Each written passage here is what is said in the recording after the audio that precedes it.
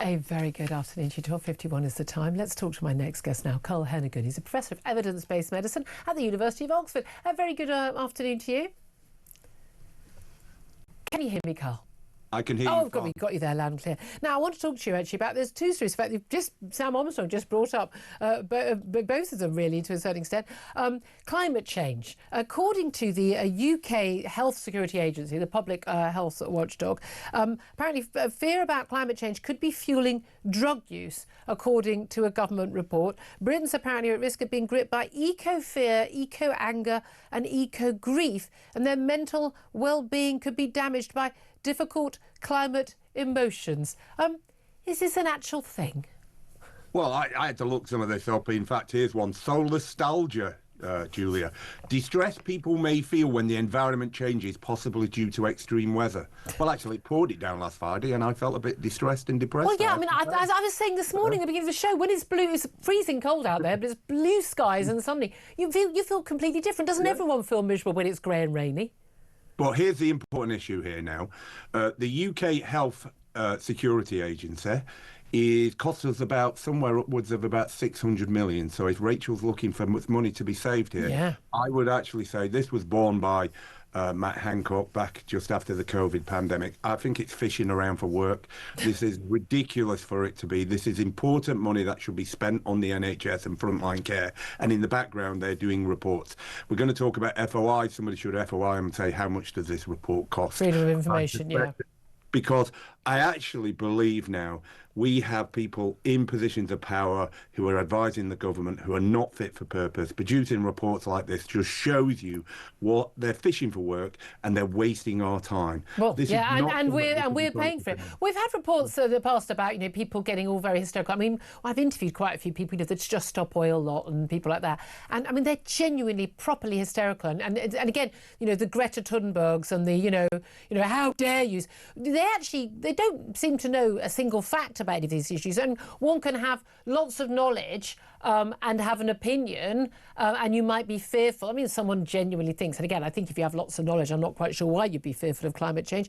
But this report, I mean, the fact they usually say they've wasted your and my money talking about the mental anguish of victims who've suffered flooding, drought or wildfires. By the way, there's no evidence that any of those three things are impacted by climate change at all. But they said there is a considerable set of evidence suggesting increased risk of depression, anxiety, PTSD, suicide, substance misuse and violent behaviour, as well as reduced well-being and difficult climate emotions. And these impacts can be long-lasting, ranging from months, years and even decades. I mean, this is a public health watchdog. What the hell are they talking about?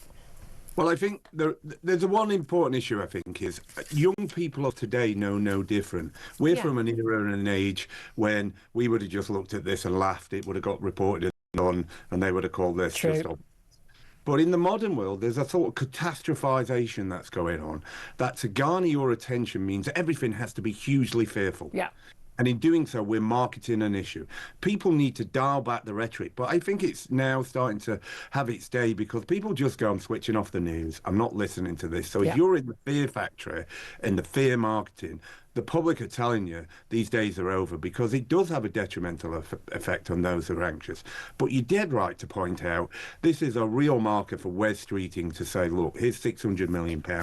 You could probably run the agency for about 50 and put 550 million back into public. Absolutely. Well, rather more seriously, I would say, this same body, the UK Health Security Agency, I find this extraordinary. They are on record as saying that they don't want to release data about the COVID jab and whether or not it was linked to excess deaths. Now, you and I have discussed excess deaths and we discussed the COVID jab and what's happened abroad many, many, many times. But they have been accused of a cover-up after they argued that releasing the data would lead to, and again, this is mind-blowing, distress or anger of bereaved relatives if a link were to be discovered. So we, the public in Britain, are not allowed to know the data that could show a link between the jab people were, let's face it, bullied and lied to take in many cases, and it's a possible link to excess deaths from the jab, not from COVID, because it might make us upset if it's true.